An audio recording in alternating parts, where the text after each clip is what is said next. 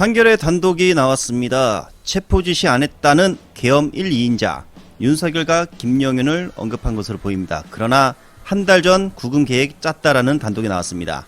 이 내용들이 바로 여인형 메모를 통해 사전 모의 정황이 드러났다는 기사인데요. 메모 내용을 보면 포고령 위반 최우선 검거 및 압수수색, 그리고 휴대폰 사무실 자택 주소 확인, 행정망 경찰청 건강보험 등이 적혀 있었다고 합니다.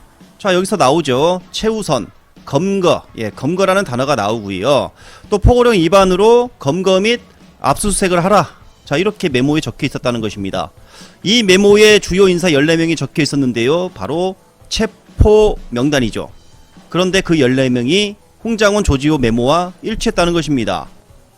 기사 마지막 부분을 보면 체포 지시 없다는 윤석열 주장은 설득력을 잃었다 라며 제대로 한방 매긴 기사였습니다. 나경원의 최근 성간이 전 사무총장의 세컨드 폰을 공격하고 나섰습니다. 자, 그런데 그 폰으로 정치인과 연락을 주고받았고 더구나 아들이 강화구청 8급에서 7급 자리인 성간이로 옮겼다라며 공격을 했는데, 그런데 알고 보니 그 김세한 전 사무총장 국힘당 예비 후보였습니다. 국힘 출신이었다는 것입니다. 자, 이런 사실이 발각이 됐으면 나경원은 좀 자숙을 해야 되지 않습니까? 왜 그러냐면 바로 국힘당 출신이기 때문에 정치인들과 연락을 주고 받았다면 누구와 연락을 했다는 것입니까? 바로 국힘당 정치인들 아닙니까? 자, 그런데 나경원 오늘 이런 해명을 합니다. 그 김세한 전 사무총장은 연고지가 강화군이고 국힘이 우세한 지역이라 기회주의적으로 우리 국힘당으로 접근했다. 자, 이렇게 확정짓고 말을 하고 있었습니다. 정말 이해할 수 없는 사람이죠. 자, 그러면서 중요한 것은 정파와 관계없이 공정성이다. 자, 이런 주장을 하면서 극자 언론들이 본질을 흐렸다. 정말 이런 터무니없는 소리를 내놓았다고 합니다.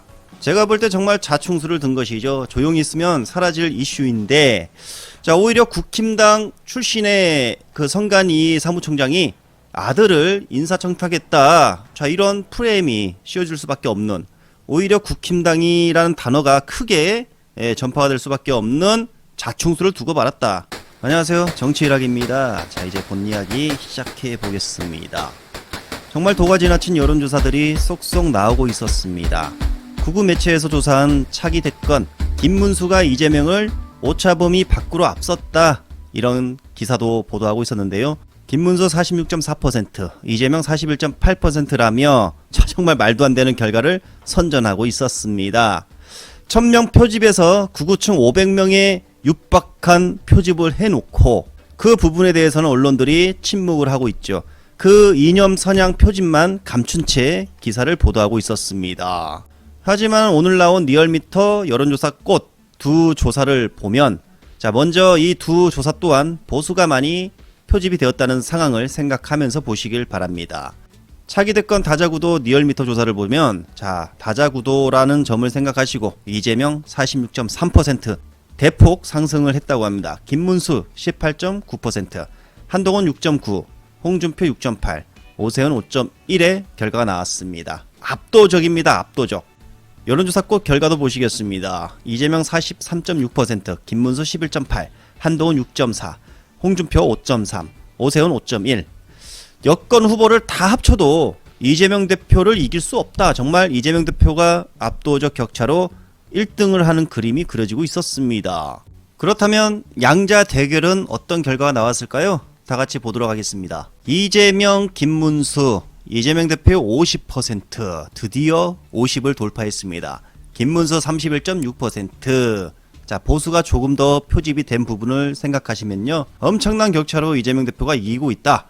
자, 두 번째, 오세훈과의 대결에서는 이재명 50.3, 오세훈 23.5. 보수층에서도 지금 많이 손절했다. 이재명, 홍준표. 자, 이재명 50, 홍준표 24.2%. 홍준표도 같은 그림이 그려지고 있고, 자, 보세요. 한동훈은 아예 뭐 격차가 3배 가까이 납니다. 이재명 49.7, 한동훈 20.3%. 이재명 대표는 누구와 붙든 간에 20에서 30% 격차로 승리한다는 결과가 나왔습니다. 더구나 이 여론조사꽃 조사 또한 보수 가표집이 조금 되었다는 점을 감안하시면 실제 이재명 대표 지지율은 더욱더 높게 나올 가능성이 높다는 것이죠. 차기 집권 세력 선호도 조사도 보겠습니다. 정권 교체 55.1%, 정권 영장 39%, 격차가 더욱더 벌어졌습니다. 오늘 조사 중 가장 눈에 띄는 조사가 하나 있습니다. 바로 윤석열 복귀 관련 조사입니다. 복귀 반대한다 65.5%, 찬성한다 32.6%, 세부적으로 찾아봤는데요. 중도층에서 76.3%가 윤석열 복귀를 반대한 것으로 나타났습니다. 보수층조차 29.1%가 윤석열 복귀를 반대한 결과가 나왔습니다. 정말 윤석열 복귀는 전 국민이 원하지 않는다. 원하지 않는다. 복귀하면 안 돼. 이처럼 여론조사 꽃은 구구 여론조사와 너무나 다른 결과가 나왔다는 사실을 알려드리며 끝으로 이문정 검사의 근황을 알려드리겠습니다. 며칠 전 올라온 페북 글을 다 함께 보도록 하겠습니다. 오늘의 저를 만든 책을 꼽으라면 저는 늘 세 권을 말합니다.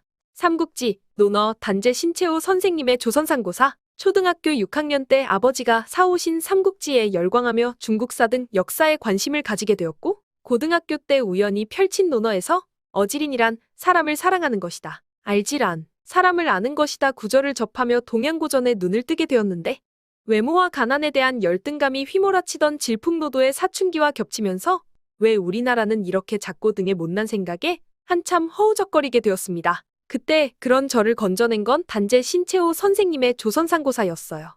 내 나라, 내 민족, 내 조상을 제대로 알지 못했구나. 생각이 극단으로 치닫기 쉬운 사춘기라 솟구치는 민족의식과 자의식에 으쓱하여 일제 샤프를 쓰는 친구를 맹비난하며 잠시 군기반장처럼 굴기도 했었지요. 단재 신채호 선생님은 대전 출신입니다. 단재 신채호 선생 생가지에 동상이 있고 서대전공원에도 단재 선생님의 동상이 있지요. 작년 6월 대전에 부임한 후 대전 현충원에 쉬고 계신 홍범도 장군님 등 독립유공자분들에게 짬짬이 인사도 드리고 단재 선생님에게도 부임 인사를 드렸습니다. 홍범도 장군님 등의 흉상이 육사에서 치워질 위기에 처하고 건국절 논란 등 일련의 소동을 지켜보며 이 땅을 피로 지켜낸 선조들에게 너무도 죄송하여 몸둘 바를 모를 나날입니다.